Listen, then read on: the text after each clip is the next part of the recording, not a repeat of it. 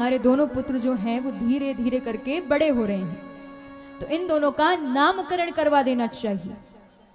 तो पहले के समय में यदुवंशियों में नामकरण करते थे गर्गाचार्य जी।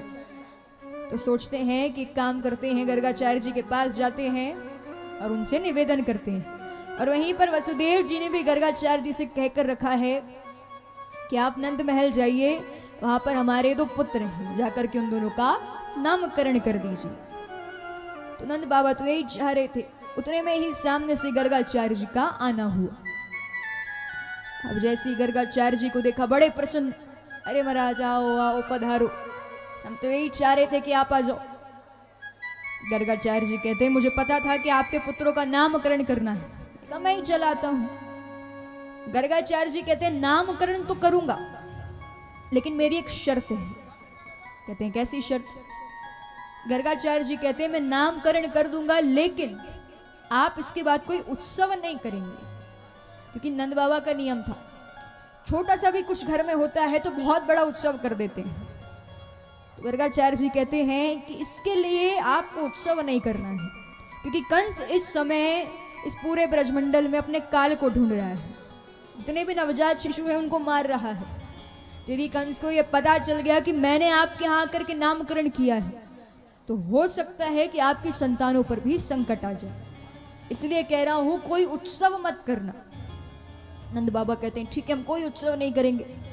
गर्गाचार्य जी कहते हैं अपनी संतानों को बुलवाइए। अब महाराज रोहिणी मैया की गोद में भगवान के बड़े भाई हैं और यशोदा मैया की गोद में साक्षात ठाकुर जी हैं। अब गर्गाचार्य जी की नजर पड़ती है भगवान पर। जैसे ही भगवान पर नजर पड़ी, गर्गाचार्य जी कहती है तो साक्षात भगवान है, तो परम पिता परमेश्वर। महाराज गर्गाचार्य जी की समाधि लग गई।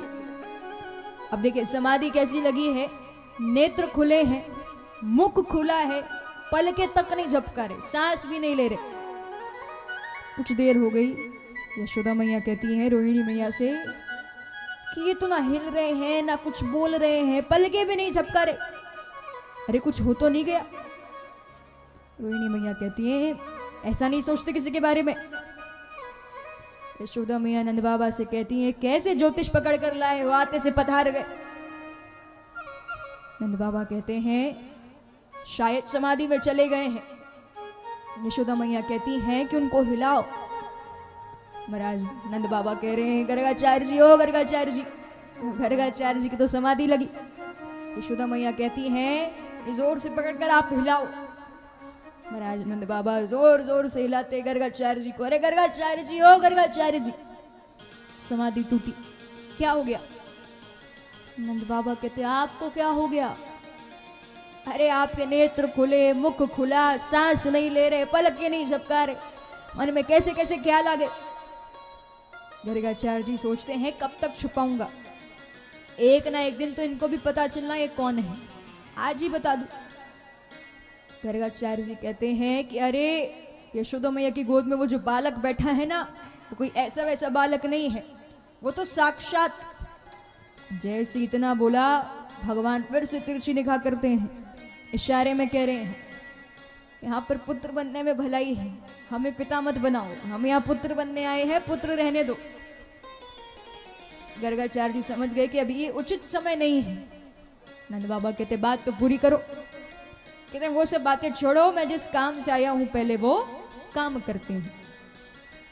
गर्गाचार्य जी कहते हैं कि जो रोहिणी मैया की गोद में बालक बैठा है, इसका नाम तो राम है, लेकिन बल की अधिकता होने के कारण इसका नाम हम बलराम रखते हैं, या इन्हें बलभद्र कहेंगे। तो बलदाऊ का नामकरण कर दिया। फिर कहते हैं यशोदा मैया से कि मैया तुम्हारी गोद में जो बालक बैठा है, ये बड़े होकर के कोई काम सीधा नहीं करेगा, हर काम टेढ़े होंगे। और महाराज सही भी है, भगवान के हर काम टेढ़े, खड़े टेढ़े होंगे, बांसुरी टेढ़ी पकड़ेंगे, श्रृंगार टेढ़ा करेंगे। तो गर्गाचार्य जी कहते हैं कि नाम भी ऐसा रखते हैं जिसको बोलने में जीभ पलटनी पड़े, तो नाम रखा कृष्ण। कहते हैं ये श्याम वर्ण के हैं, इसलिए इनका नाम हम कृष्ण रखते हैं। कहते मैया ये सावला जरूर है, लेकिन ये कन्हैया पूरे जगत का उजियाला है, तो इस तरह से श्री कृष्ण का भी नामकरण हो गया।